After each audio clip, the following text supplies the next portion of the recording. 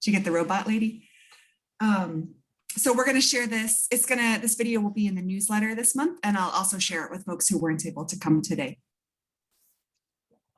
So our objectives for today are to be able to define accent bias and discrimination, to look at strategies that can help students or anyone with an accent who experiences bias, discrimination, help them respond in real life, looking at the relationship between accent bias and how it impacts our pronunciation teaching in the class, and then how we can interrupt instances of discrimination in real life. So the first chunk of the session will be us exploring what is accent bias.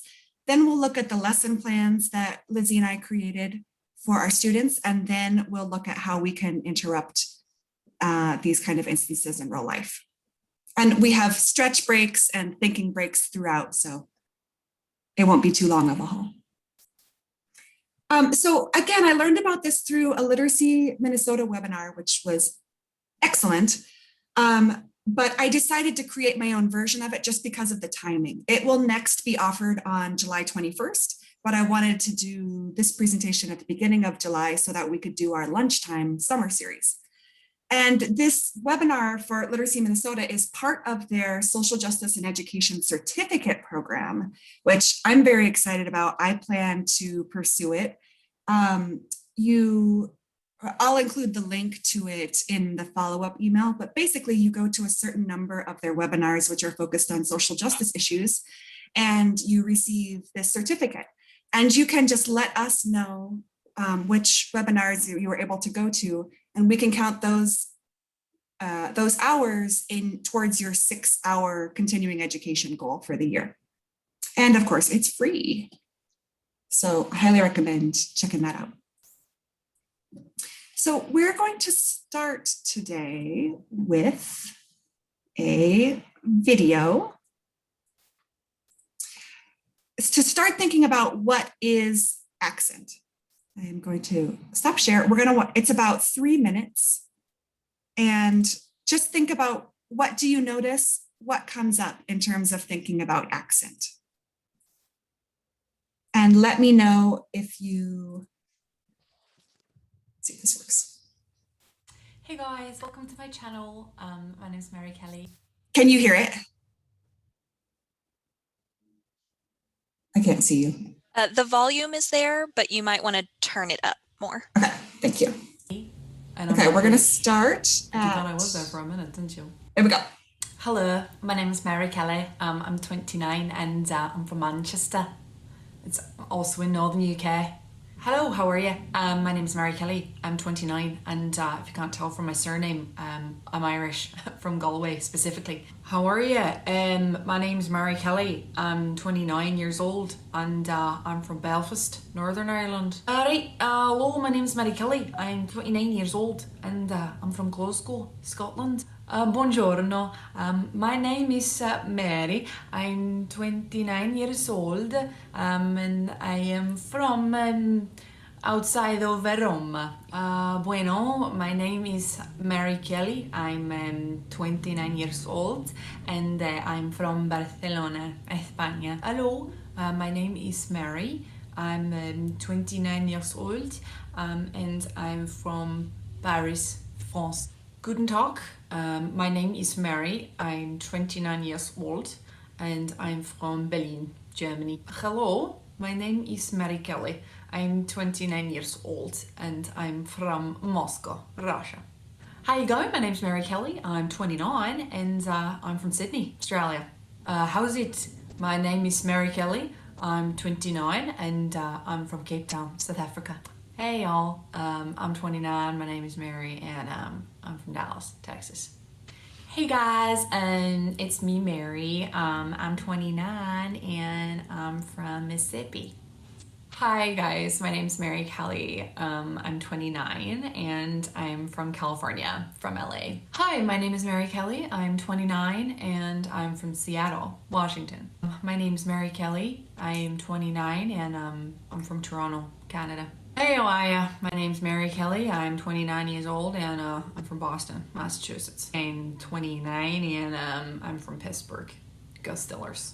Hello, my name is Mary Kelly. I'm 29 years old and I'm from Fairfield County, Connecticut. Hey, how are ya? My name's Mary Kelly. I'm 29 and I'm from Milwaukee, Wisconsin. Hey, how are ya? My name's Mary Kelly. I'm 29 years old and I'm from Chicago, Illinois. Well, hello there. My name is Mary Kelly and I'm 29 years old. And this is an example of an old-fashioned sort of Delta accent. Oh, hello. My name is Mary Kelly. I'm 29 years old and this is a transatlantic accent. Hello, my name is Mary Kelly. I'm 29 years old, and this is an example of a Brahmin accent used by people like Jackie Kennedy, etc. All right, guys. Okay, so let's go to the chat. What jumped out at you? What's thinking about accent? First thing was, how could she do so many different ones? I know. Very talented. Impressive. Yep. So in the chat, what came up for you? I'm just gonna be honest here. Certain accents make me think that person is probably not very educated. I find myself a little biased toward certain regions. Okay, great start. Let's see what comes up in the chat.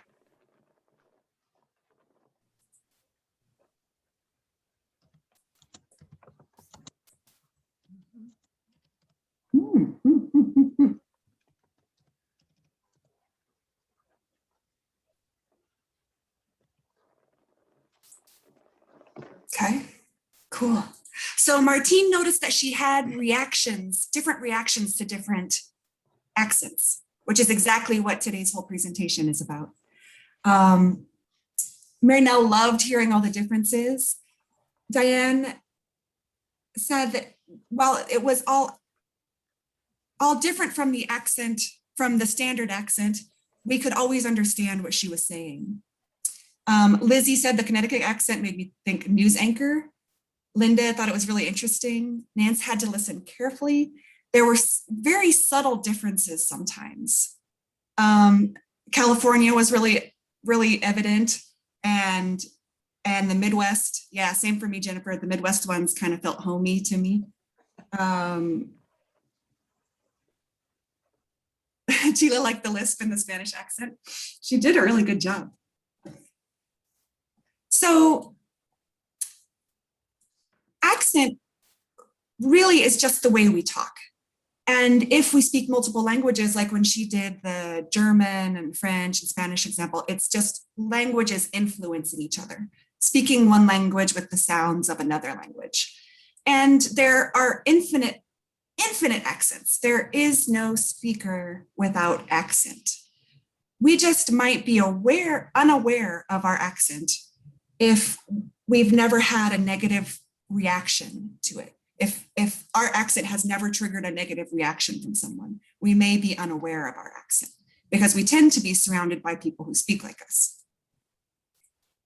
So the bottom line is that accents are normal. No speaker or writer of any language is perfect or without accent, and language is all about communication.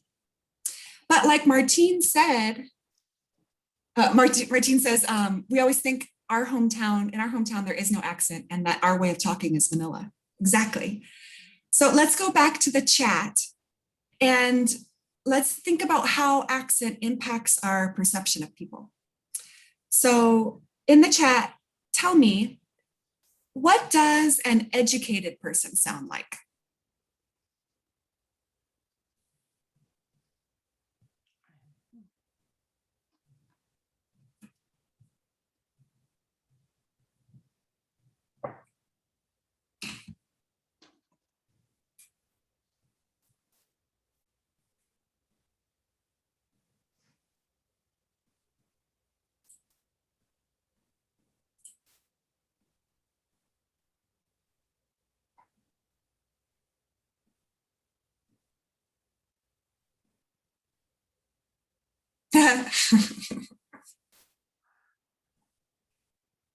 Okay, so we've got correct grammar, speaks slowly and enunciates well, speaks correct English. Carol says, like me, joking, but only a little bit, joking, not joking. Jennifer says less intonation and more direct speech. So an educated person, we expect them to be more formal, less animated in their speech. Lizzie says clear enunciation and grammar, vowels that don't drawl too long, and speaks clearly with correct grammar. Yeah, exactly. So let's see. Let's get rid of Mary Kelly. Oh God, she comes again. Okay.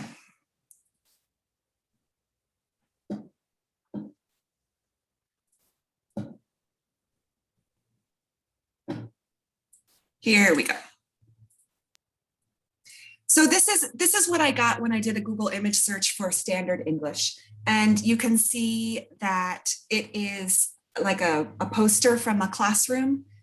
And we've got standard English, dialect, and slang. We've got non-standard English here, the rule, and standard English. So why is this, when we think of an educated person, we think of standard English. And why is it the standard? It's because historically and still today, people with money are the people with more education, and people with more education and money are the people with power. So that way of speaking becomes something to aspire to. And historically,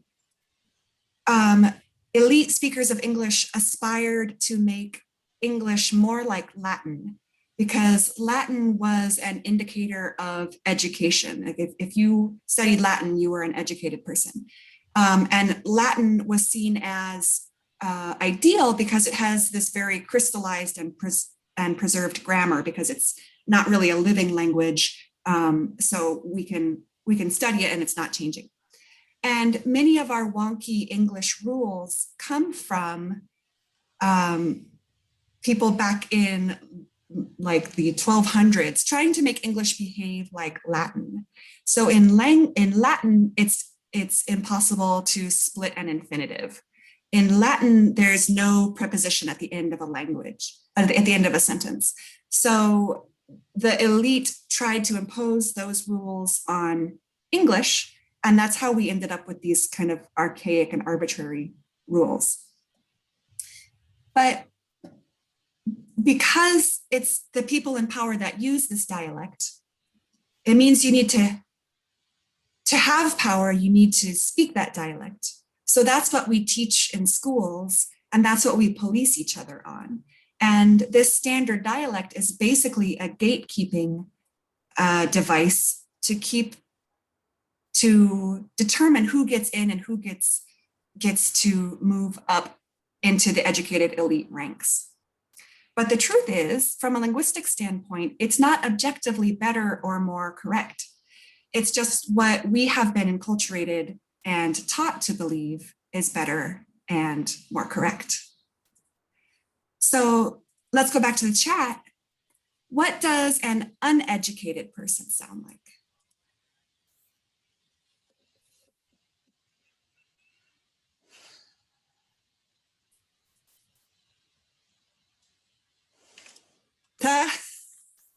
Burn.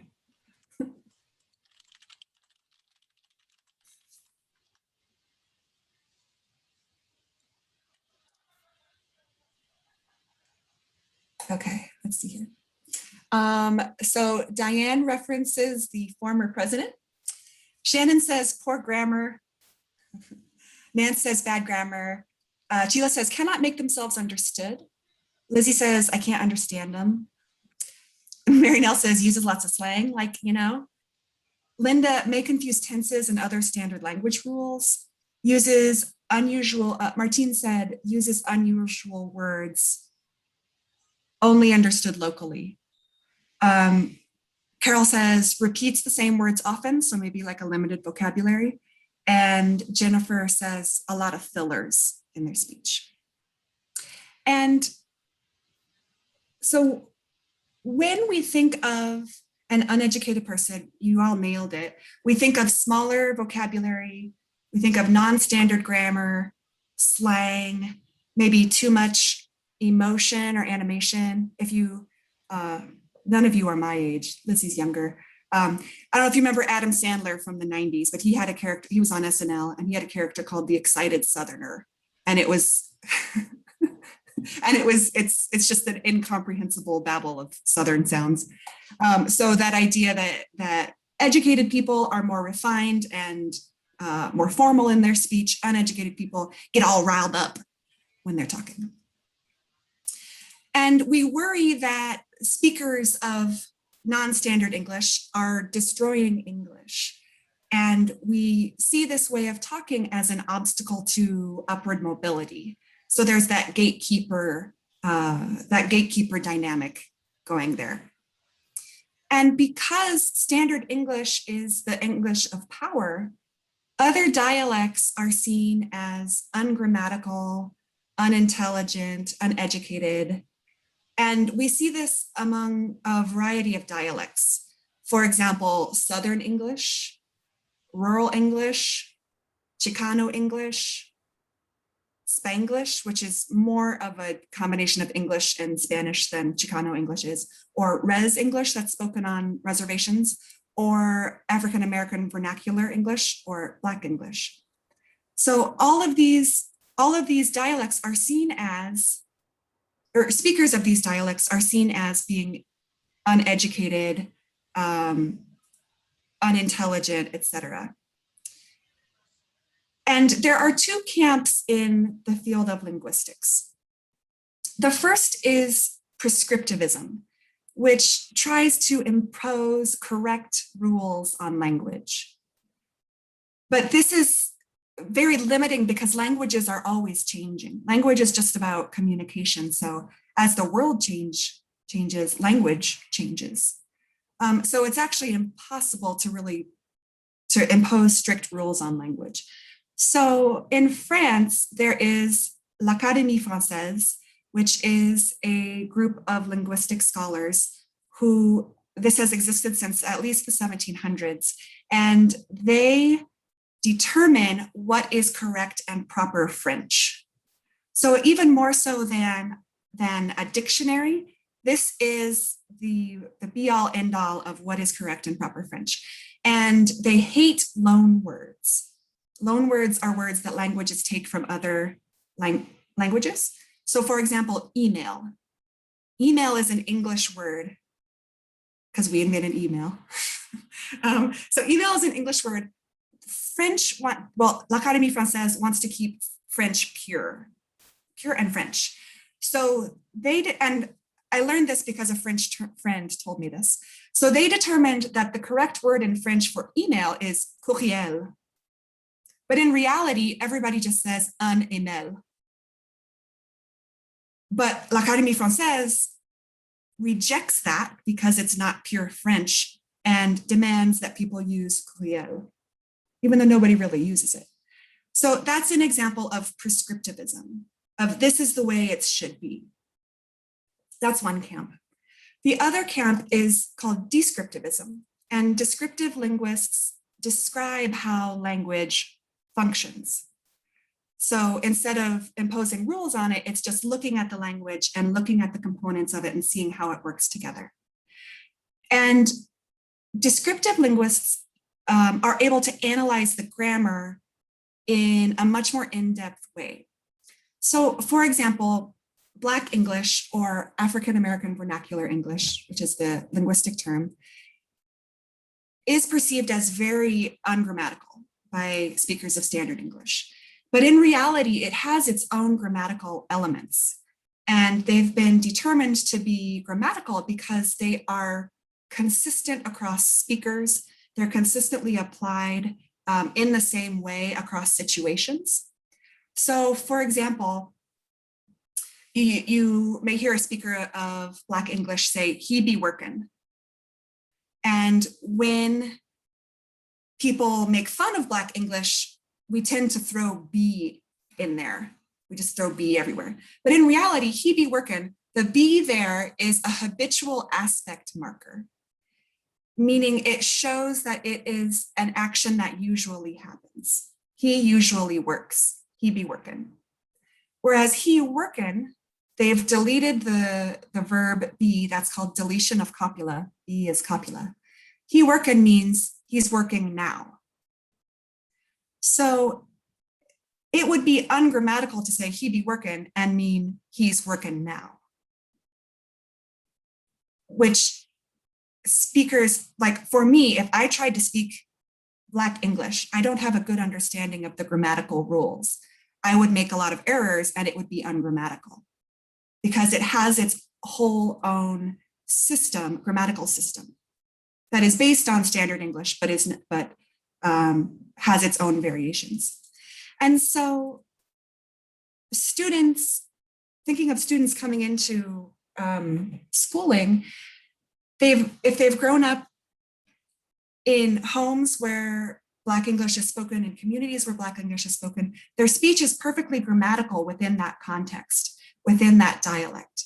But then when they arrive in schools, because schools teach standard English, those students are corrected and shamed. They get lower grades because the schools are prescribing the rules of standard English. So just like bilingual education, where we're looking at adding a new language, it's additive rather than subtractive. We're adding a new language to be used in particular situations. It's the same with teaching standard English. We don't want to correct or replace the home language, but we're adding another linguistic resource to be deployed in situations where it's needed.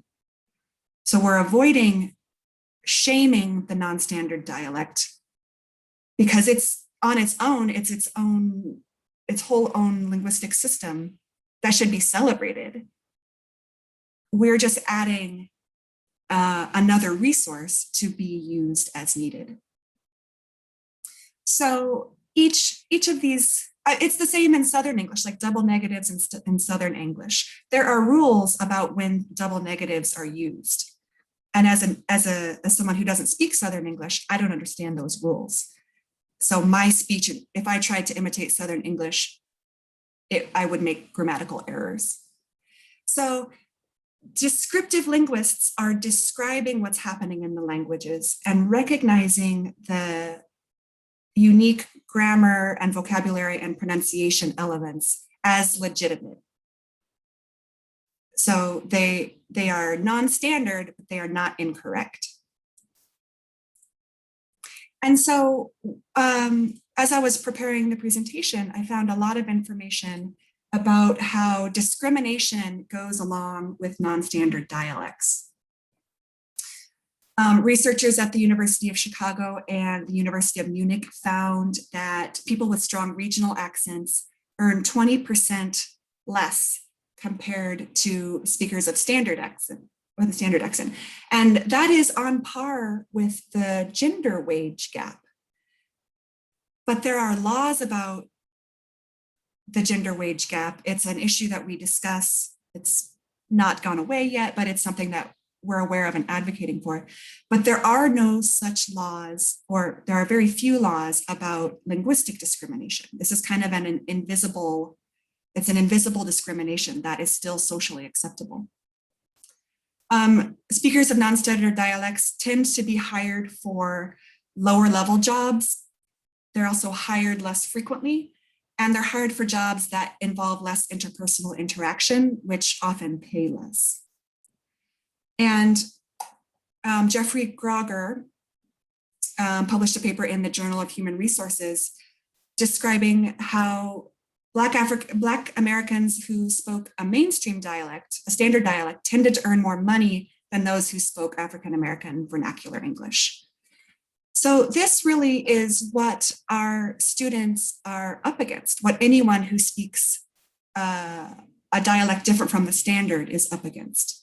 And like I said, it's invisible. We haven't really, this hasn't really been brought to light much. It's still a totally acceptable form of discrimination. So let's go back to the chat. What does a hero sound like?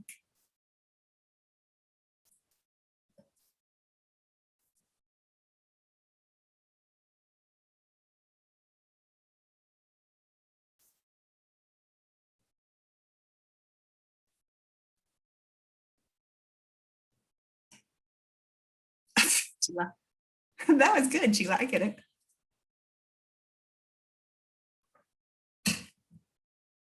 Okay. Oh, I seriously thought that's what you meant, that you wanted to know how people pronounced it. Oh, I thought you were making a gender joke. That's a good one. Unintentional. So usually male, all-American Kansas voice, strong, in charge, usually male, confident, strong voice, booming, strong voice, declarative. Yeah. So I did a Google image search for hero. And guess what I got? All American and all white. So now back to the chat. What does a villain sound like?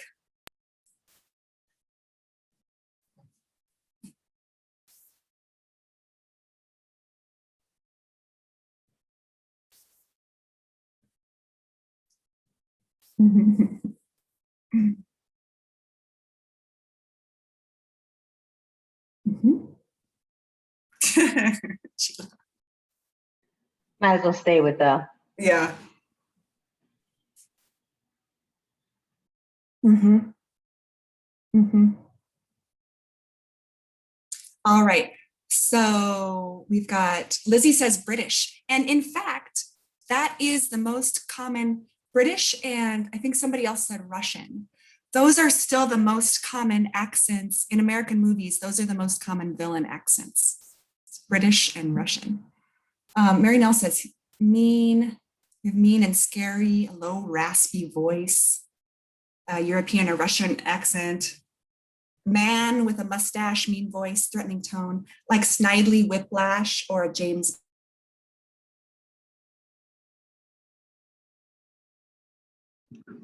I think you froze, Kate. There, Kate. Oh no. I'll give it one more second before I start. Right. Talking. Okay, there you are. Kate, you're back. She's back. Maybe she isn't. Am I back? Yes. Okay. We need to shut off video to improve your bandwidth, or Let's see how it goes. It doesn't happen too often. That's a good suggestion, though. Where we left off, you were talking about still reading the chat and saying the European accents. Okay, thank you. Whoever the USA fought the latest war with. I like that one. And Sheila says Despicable Me, which I haven't seen. So, get back to screen share here. So there's a really fascinating Atlantic article that I'll send in the follow-up email that describes a study that analyzed 323 animated TV characters looking at ethnic and gender identification, physical appearance, hero-villain status, and linguistic markers. And then they tested a random sample. My Zoom chat window's in the way. Thanks, Lizzie. There we go. So they studied a bunch of animated TV characters, and what they found was that all but 2 of the shows, so the majority of the shows that they studied, correlated dialect with characters' personality traits in some way.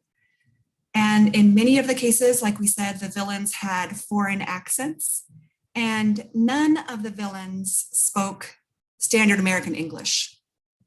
If they did have an American accent, it was a regional accent associated with low socioeconomic status. So like the Italian American henchman, the Southern bumbling henchman that messes things up, or working class who's just like, yes, boss. And so what they found, the takeaway was that villainy was marked just by sounding different from standard American English. So this leads us to think about, where do our ideas about speech and accents, where do those ideas come from? So tell me in the chat, where are ideas about accents and speech come from?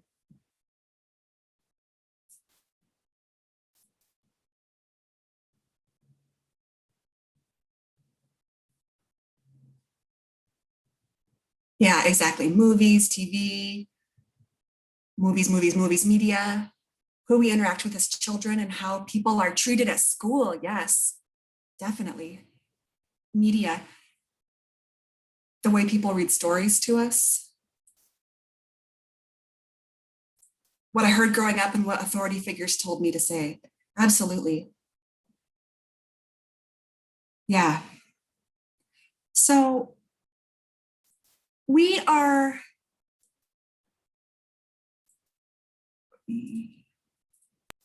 trained at school.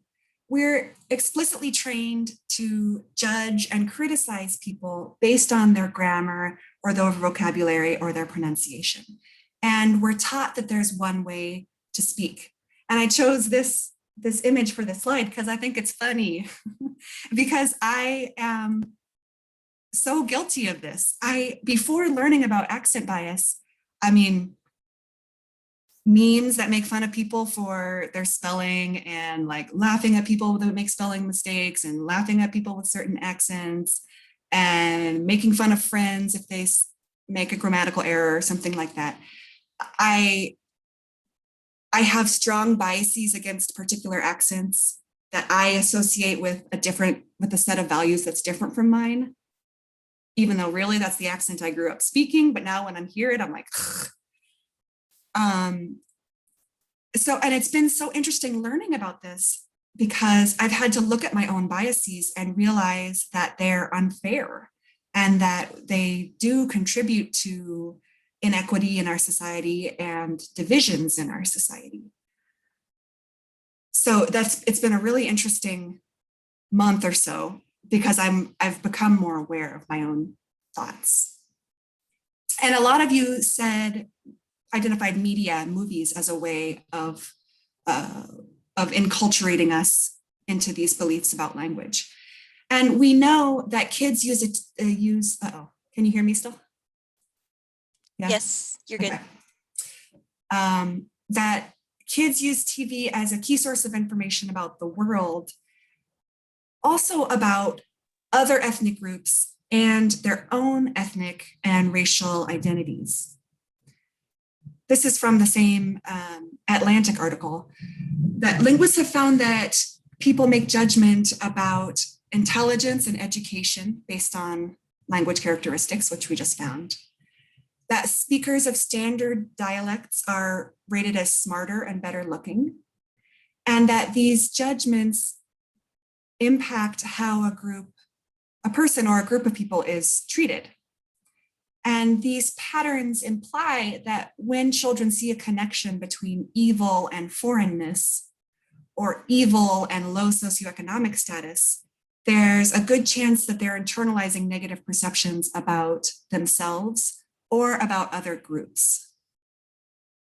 So we get these ideas from school, we get these ideas from the media, and it's also just neuroscience. It's just the way our brains work to some degree.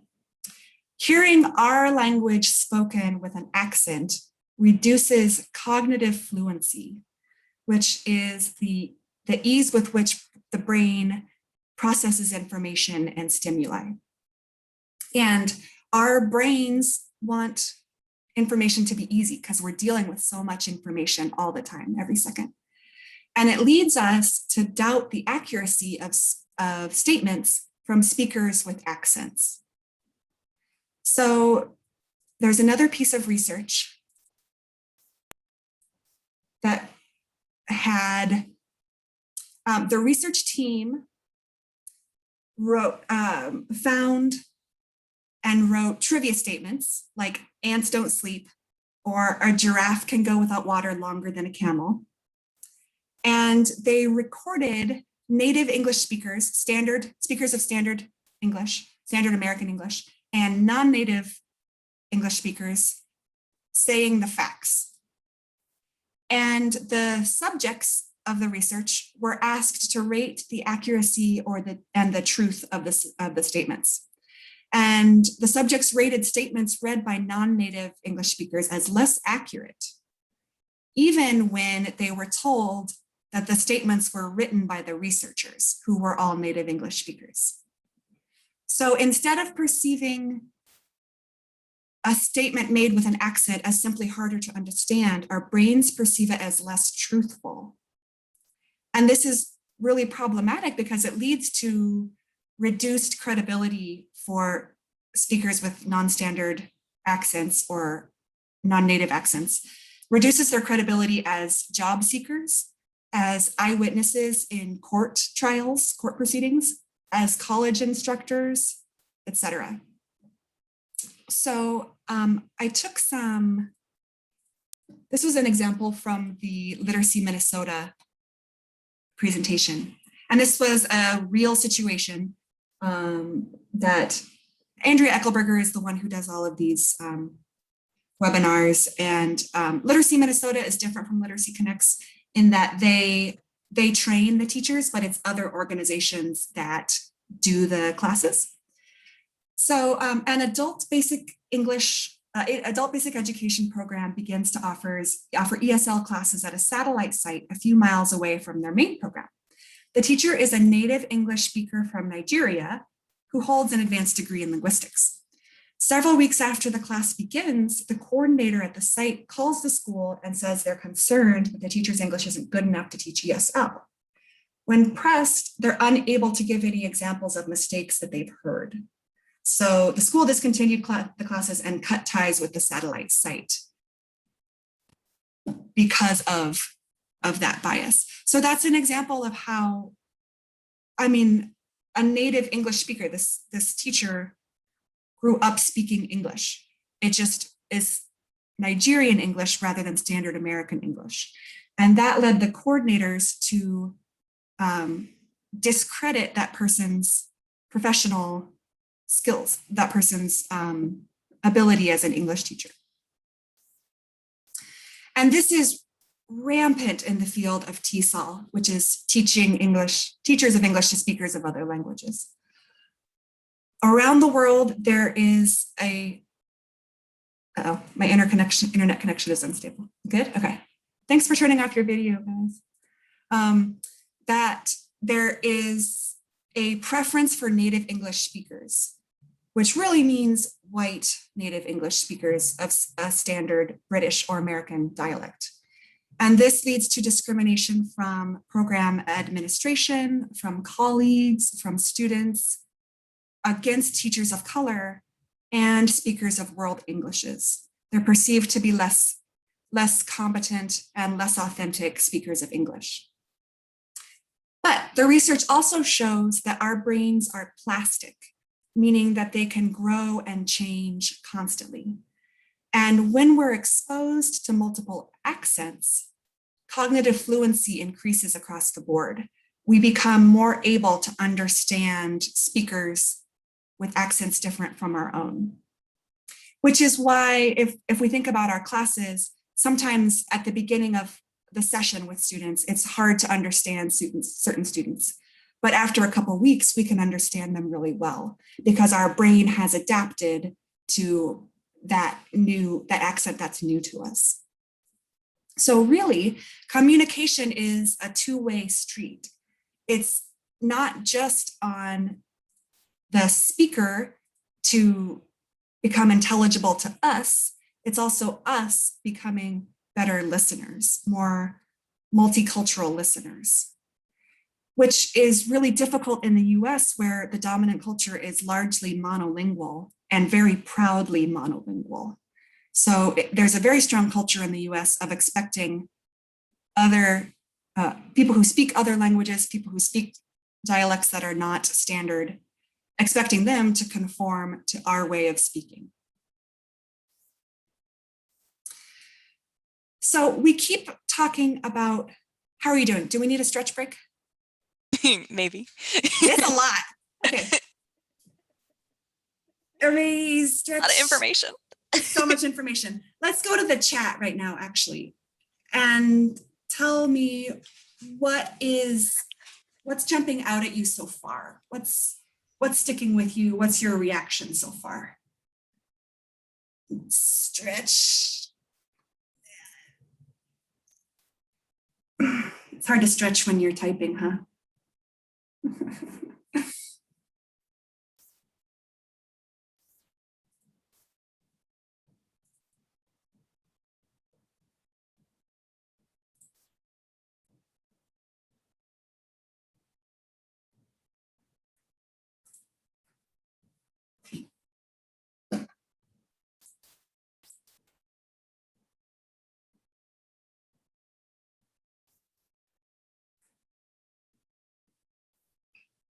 Get some water if you need water.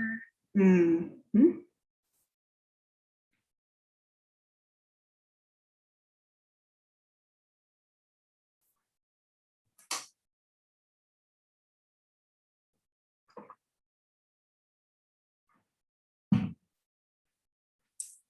Okay, let's see what we've got here.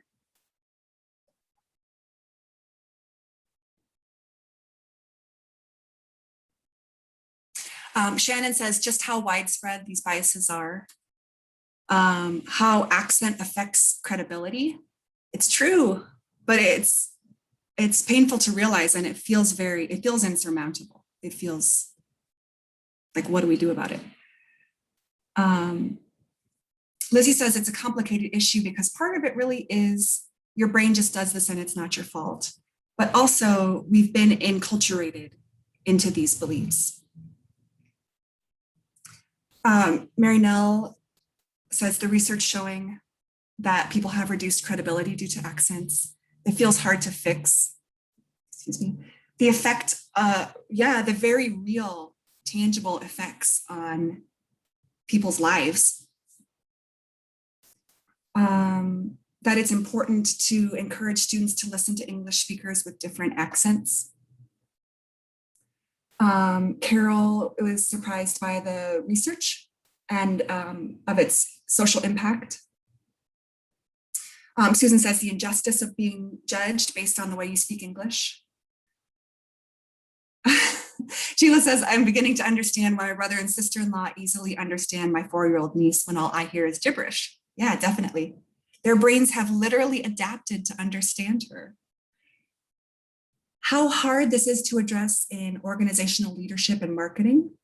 The pressure to communicate perfectly is important to be considered reputable. Mm-hmm. Diane mentions non-American graduate TAs at the U of A and what they went through when students complained. Absolutely. Yeah. Lizzie says, I love that AAVE is always an example of grammatical rules. I can tell really easily when a Black character on TV had their dialogue written by a white person. Cool. That's one of the reasons why everybody loved Black Panther so much, because it was like, oh, people talk like that. This is real. Cool. And as a white person, I don't recognize that. Yeah, you can always be like, oh, they had a Black writer. Cool.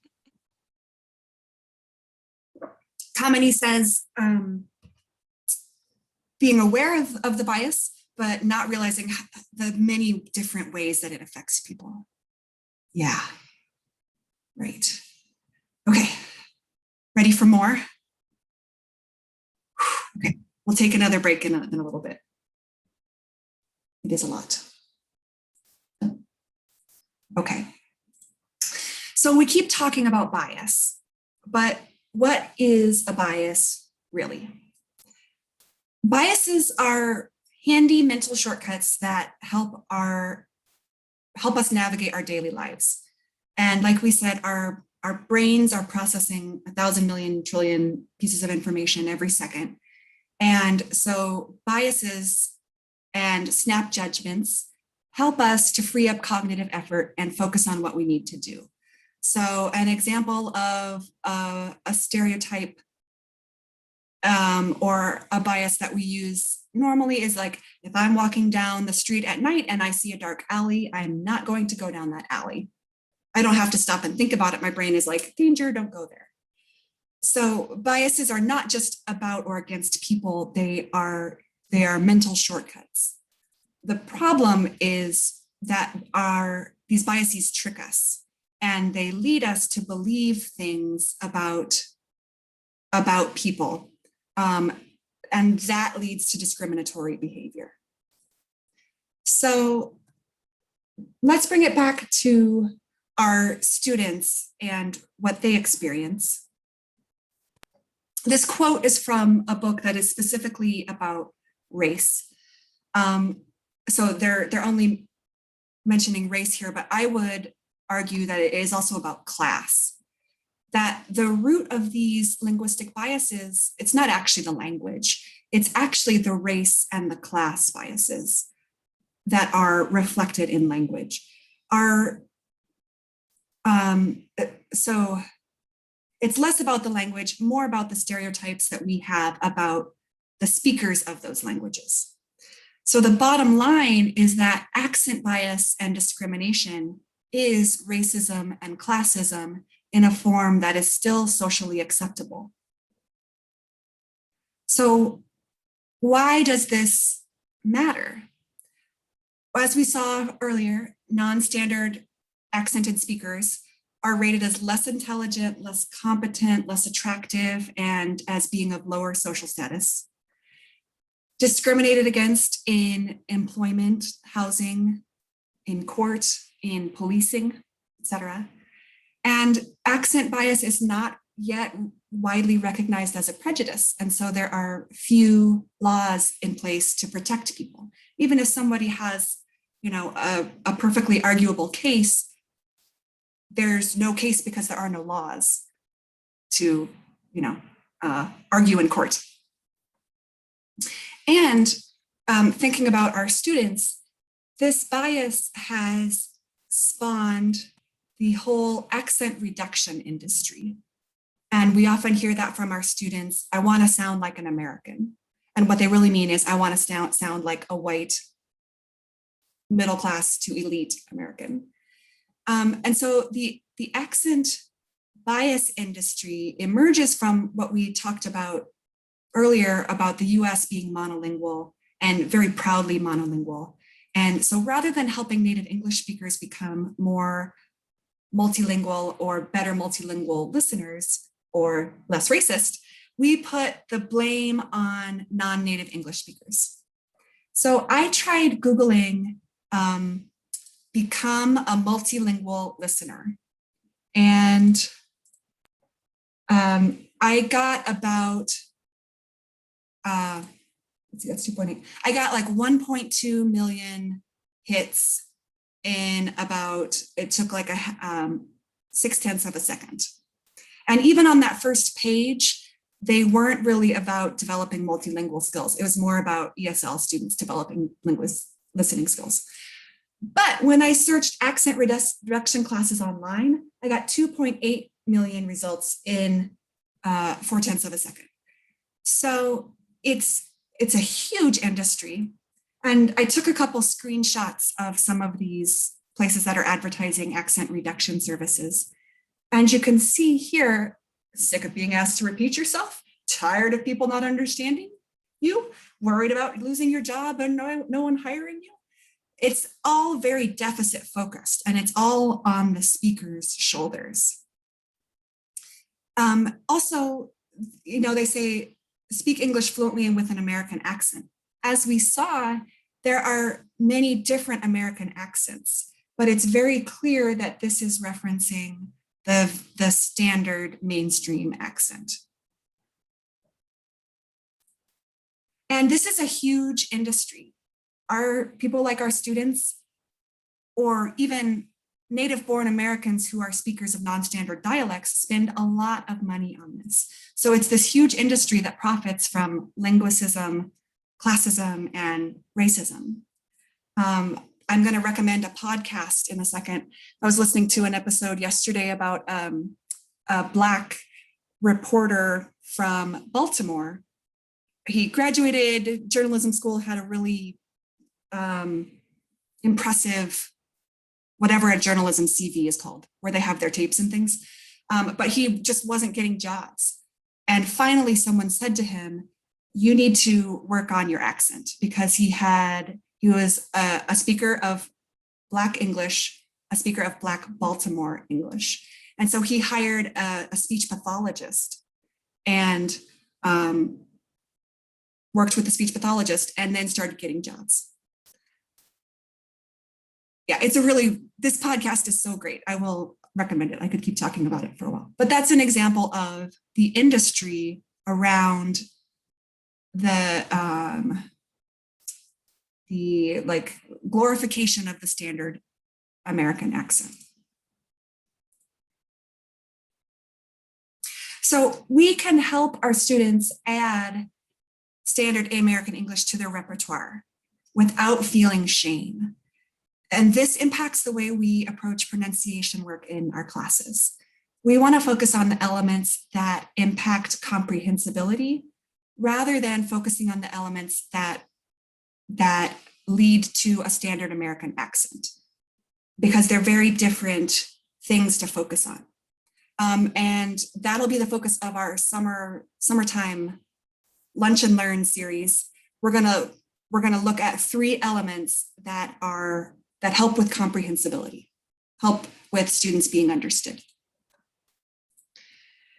Okay, another stretch break? Are you doing okay? Carol wants to stretch. Okay, everybody do like this. And give yourself a hug. And everybody take a deep breath in. And let it go. Okay, so let's move on to our second objective of the day, which is helping students stand up for themselves when they experience accent discrimination out in the world. So this came up organically in my class last session after the verdict in the George Floyd case came down. And a student asked, how do we deal with discrimination and harassment? And I was like, I have no idea. So I created these lessons and I piloted them with Lizzie's help, and they are designed to be used at any level. And I'll be sharing them with you in the follow-up email. And I plan to use them in my intermediate class this summer before we start any targeted pronunciation work. So even though no one has brought up harassment, I want to ground my pronunciation work in this while debunking the standard accent desirability. But if a student does share a story of discrimination, this is a great way to respond. So in lesson 1, we define what is accent. We look at the impact of monolingualism, namely American monolingualism, on Americans' ability to comprehend speakers with diverse accents. We define discouraged and confident, and then we give examples of discouraged and confident.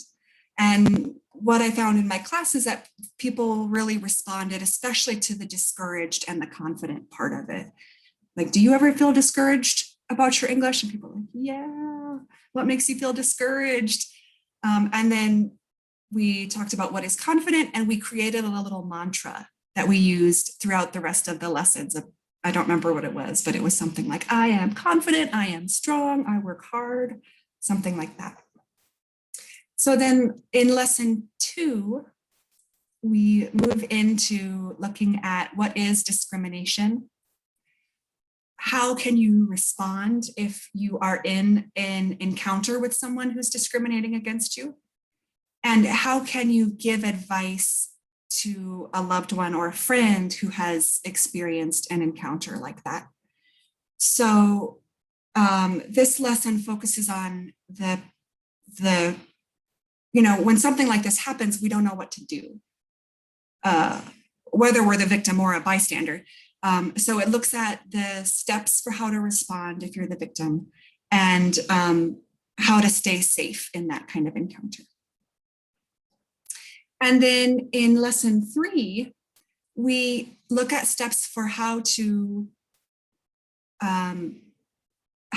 get help or how to report it if the victim wants to report or get an authority figure involved, how you can do that.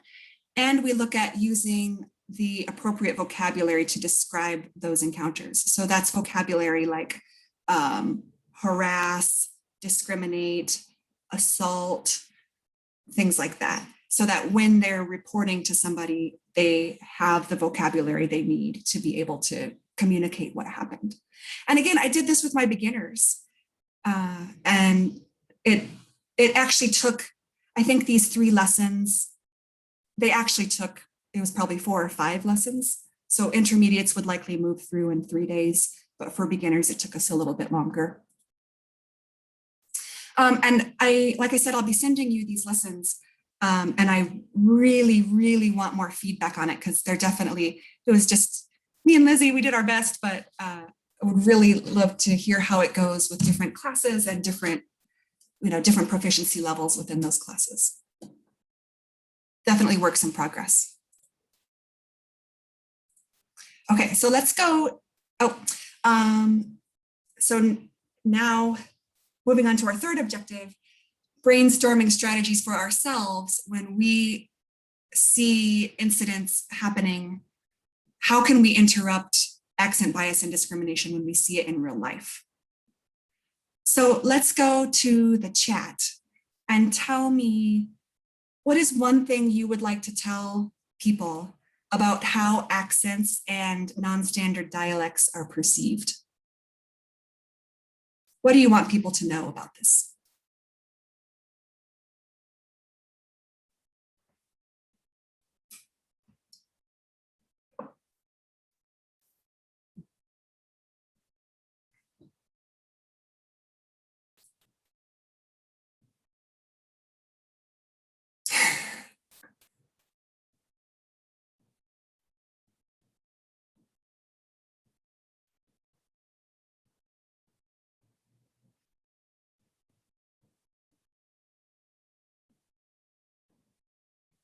Yeah.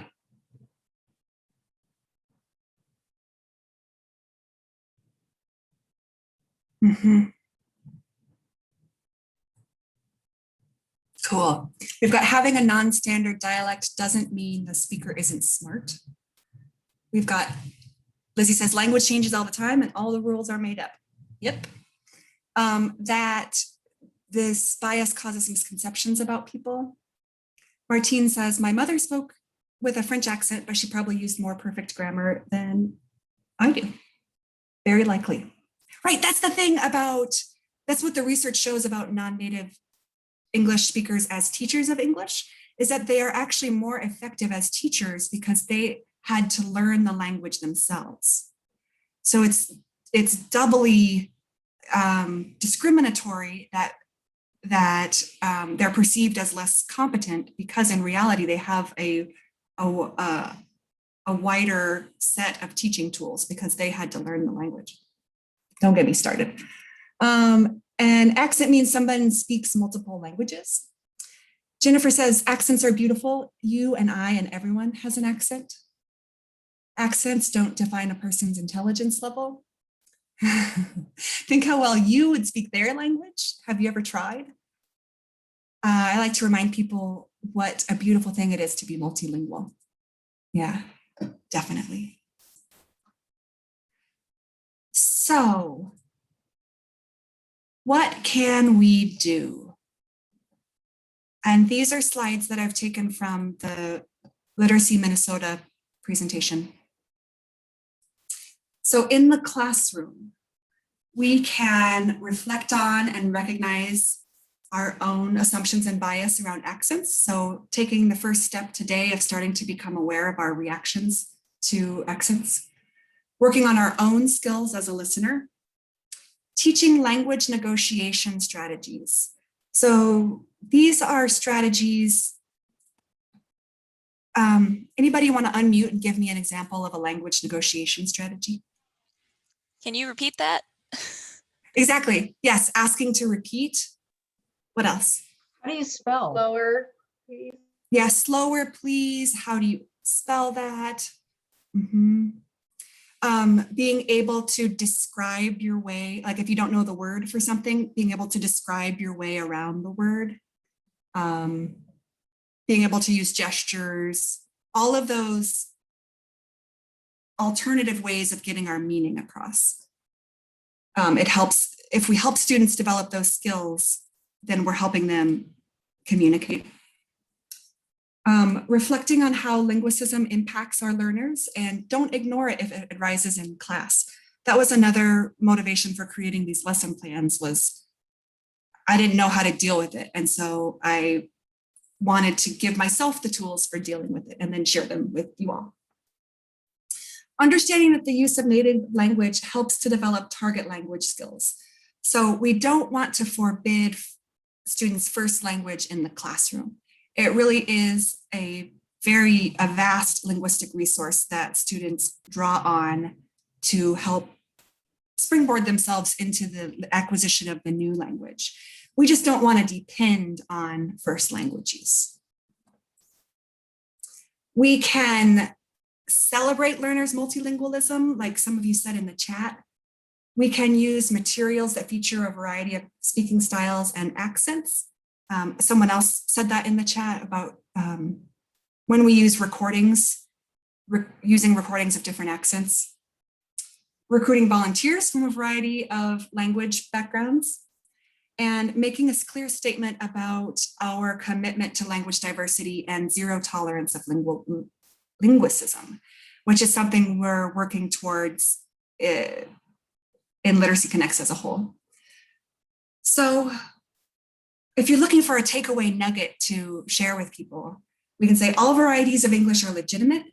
Language is a tool for communication. There are no pure or static forms of English, but rather a multiplicity of styles and registers. We celebrate this diversity and believe in teaching students how to use the variations of language to achieve their goals.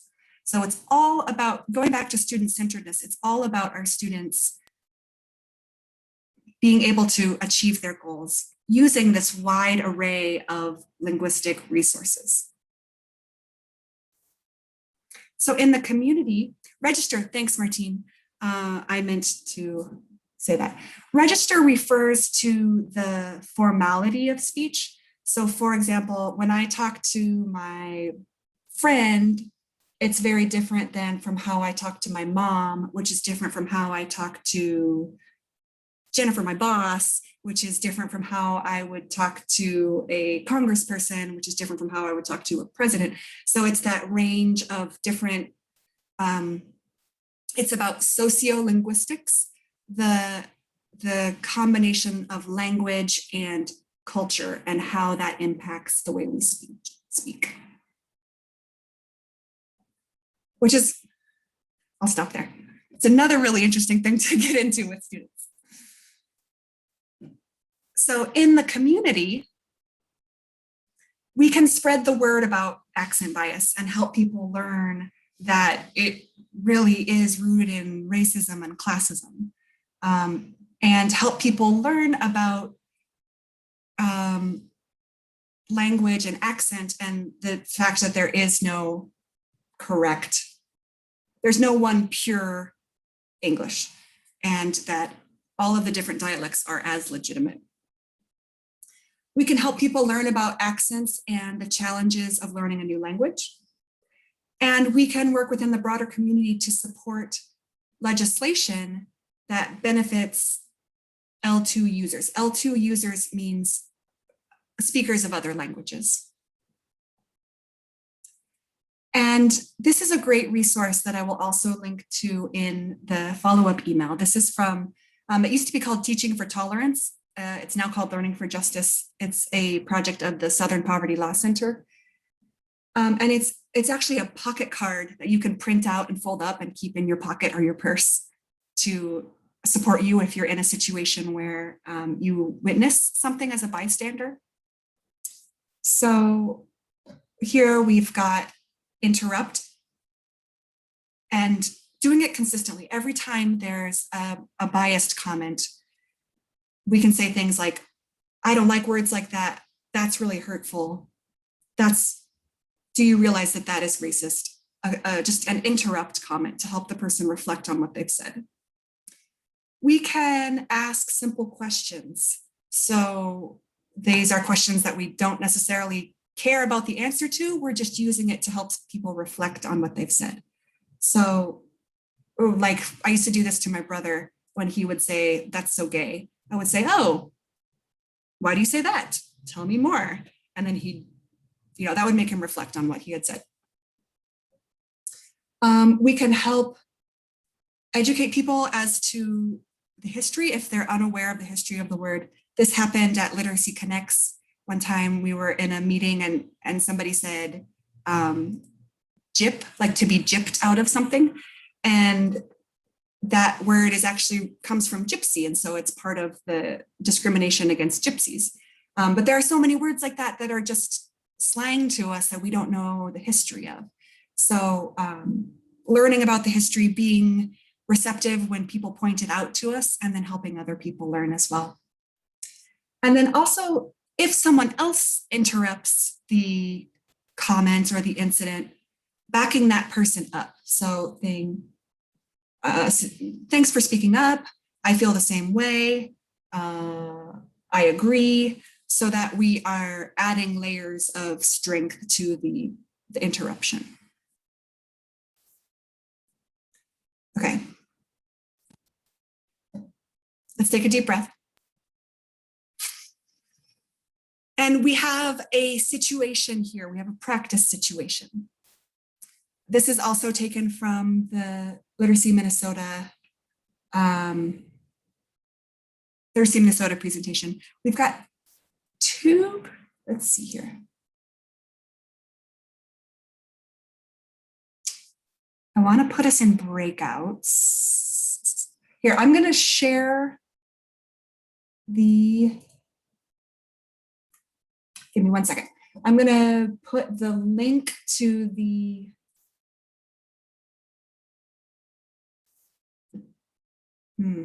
how can I do this? Talk amongst yourselves. 1 second. We love Zoom teaching. Unmute yourselves and talk about what you're taking away. I think this kind of like, what do you do in the moment stuff is always really scary. So I always really like to have just here's a script. Say exactly this sentence is great for my brain. So stuff like the ask a question or back up the other person who already said something. That works for me. That's what I need.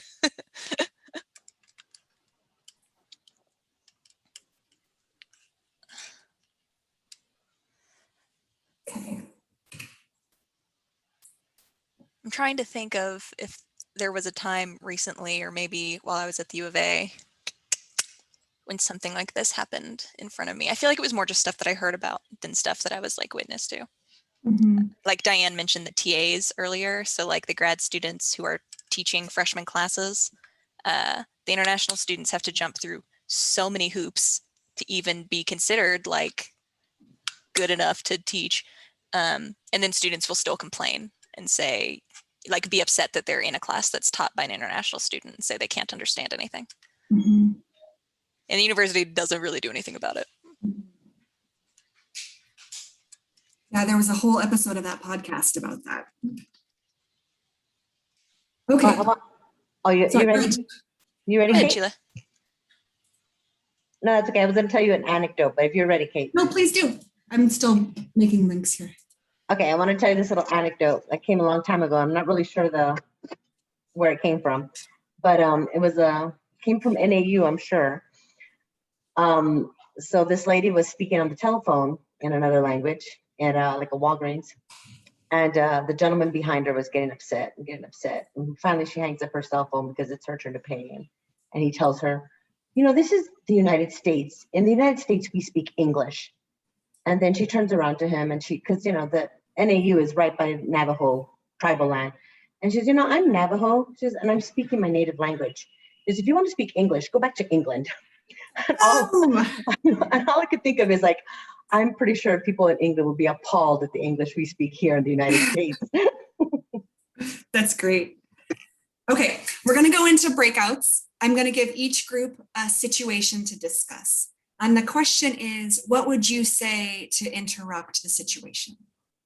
So group 1 is Sheila, Kamini, Linda, Mary Nell, and Nance. So group 1, here comes your link in the chat.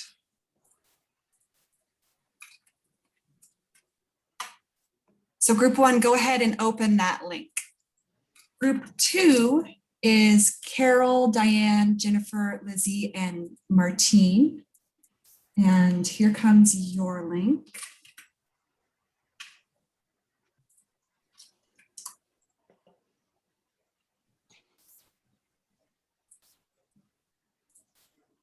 Good, I see you all in there. Give me a thumbs up if you were able to get into the Google Doc.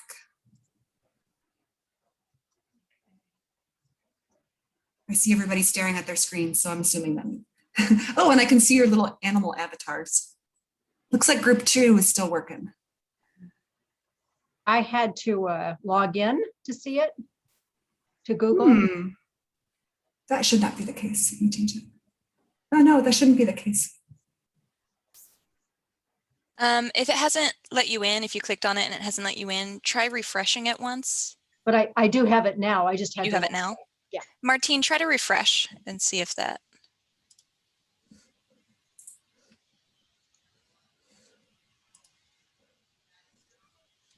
Okay, that says it. Okay, cool. Okay, so we'll do 5 minutes in the breakouts. Read your situation. Think about what you would say.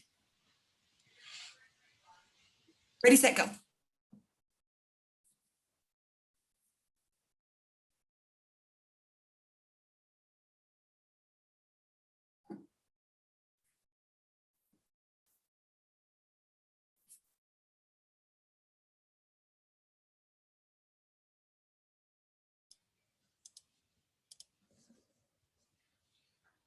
Oh, Kate, you're muted. Yeah, everybody's muted. I always forget that. Happens in training all the time too. Okay, group 1. I forgot to tell you to choose a spokesperson. So if there's a volunteer from group 1 who would like to share, please go ahead. Let me. Is it the same situation, or it's a different situation? Could Yeah. I nominate Kamini. So here's the situation. At a conference, you introduce a fellow teacher to a teacher from another school. He asks her, your fellow teacher, where she's from. She says, I'm from Miami. He says, is that where you're really from? She answers, no, I'm originally from Brazil, but have lived in the US for 20 years. Wow, he says, and you still have such a strong accent. You should take an accent reduction class. I've seen a lot of them offered online.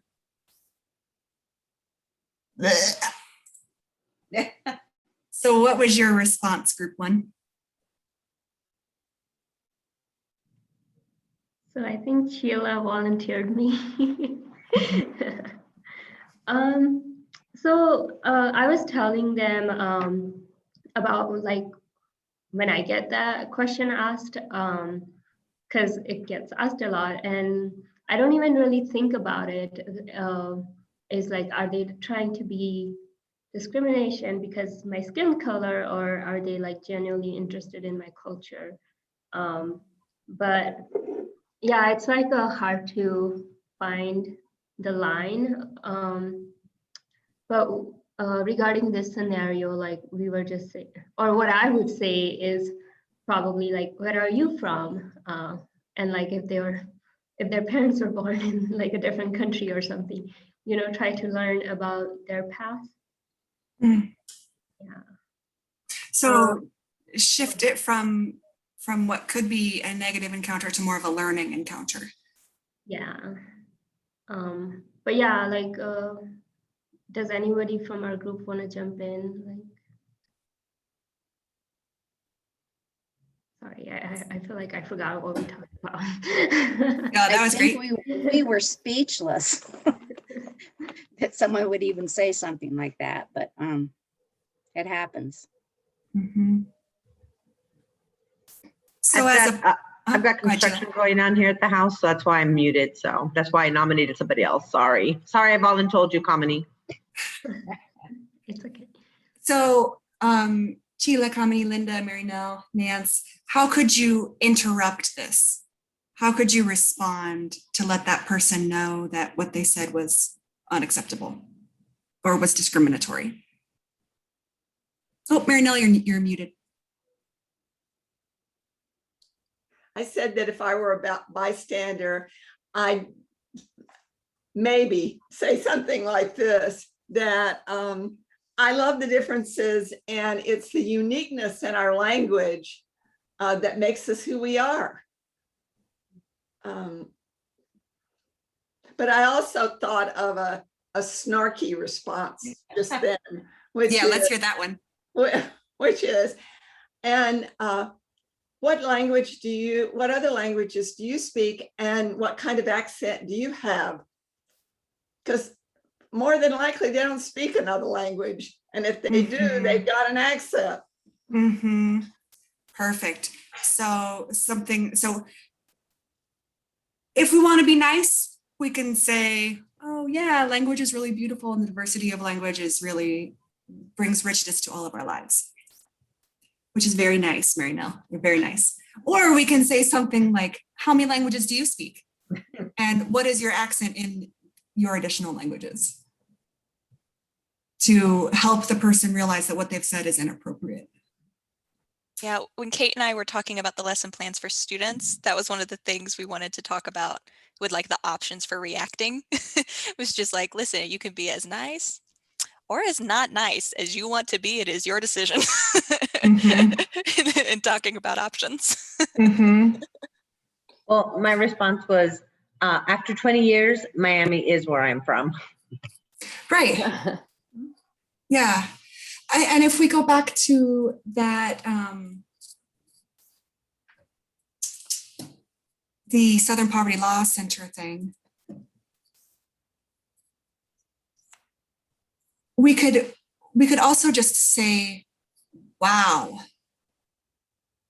I don't like when people say that to my friends. Like, who are you to question my friend's accent? We could say, what do you mean by that? Tell me more about that statement. And if we want to be nice, we can, like Mary Nell and Kamini said, we can turn it into an educational thing. And if somebody else speaks up, then we can echo that and say, yeah, you're being a jerk.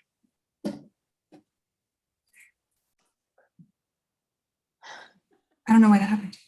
Oh yeah, we did that too. We said, oh, why? Do you sell those accent reduction classes? Do you have cards? Funny. Okay, group 2. Let me share that scenario. Oops, we're coming up to time. If anybody needs to go at 12:30 to get ready for their classes, I will not be offended. I think we have about 5 more minutes of material left. So a fellow teacher at your school tells you that she finds Somali-speaking learners to be very difficult to teach. When you ask her why, she responds, they're so much harder to understand than my Spanish speakers. And I don't think that they care about getting rid of their accents. Group 2. I liked what Martine said. Will you say it again? Is Martine still? Oh, Oh, Martine's there. what did I say? I think I had a couple things. One was maybe you're just more used to your Spanish speaking students, and with time you'll get used to this new accent. Is that the part you meant? Yeah, it was just so like, you know, you just need to wait. Like, I don't know, it just felt like a productive comment in the sense of like, here's a thing that you, the teacher, can do, which is be patient and learn to listen to them, you know, but like in a nice way. Yeah, that's a nice educate opportunity where you're helping the teacher, helping your colleague understand about that cognitive fluency, that our brains can learn to understand other accents if we don't let our racial biases get in the way. What else could you say?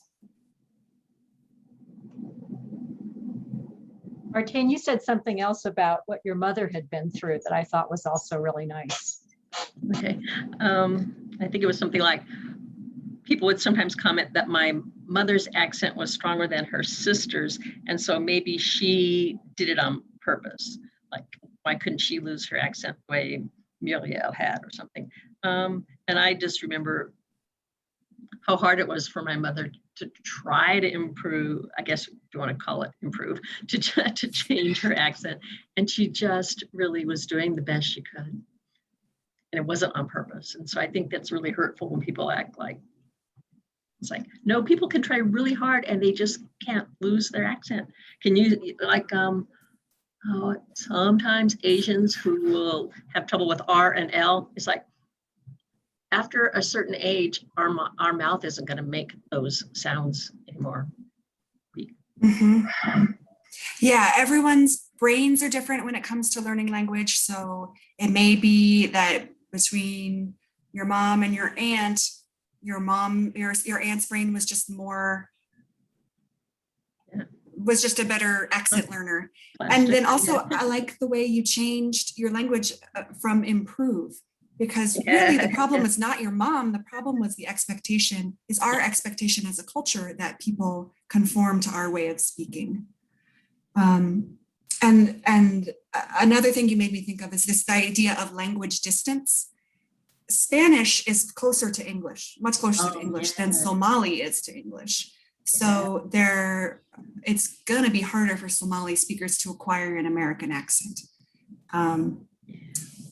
And our accents are the result of our lives. They're the result of where we grew up, who we grew up around, and they are part of our identities. And so demanding that student or this teacher, I don't know, this teacher, I would have a hard time responding to her. That's what I'm saying. Like, sometimes people don't want to lose their accents. They're proud of their accents. We should all be proud of our accents. It makes me think of, so I grew up in the country in rural Iowa. And when I was 12, we moved to St. Louis. And so all of it, my accent, while I was making this presentation, I Googled rural Iowa accent. And hearing it was like, oh yeah. Like I came with this very country accent. And I was immediately became aware of it and immediately became ashamed of it. Not because people were making fun of me, but because they were making fun of people that talked like me. And I worked pretty hard to lose it. It still comes out sometimes, I'm sure. Tila and Jennifer and Lizzie have heard it, but I'm sad that I lost so much of it because it is so much of where I really am from and where my family is from. So that's just amazing. So let's look at the resources that I'm going to send you. Oh, let's first look at the series of the pronunciation series. So in the email, I'll also send you the RSVP for this series. Many of you have already RSVP'd. That's great. You're welcome to come to one, come to all of them, whatever works for your schedule. So we will watch a video on our own. And then when we come together for the session, we'll reflect on that video together. So for each of these, I'll send you a video prior to the session. The first one is on voice quality settings, which means the movement of our mouths. The second one is on intonation, and the third is on word stress. So these are the elements of pronunciation that impact comprehensibility rather than lead students toward perfecting a standard American accent. Sorry, can you say another word about word stress? Is that like syllables or words within a sentence? Yep. Or Yeah, it is both words within a sentence and the stress within a word. Like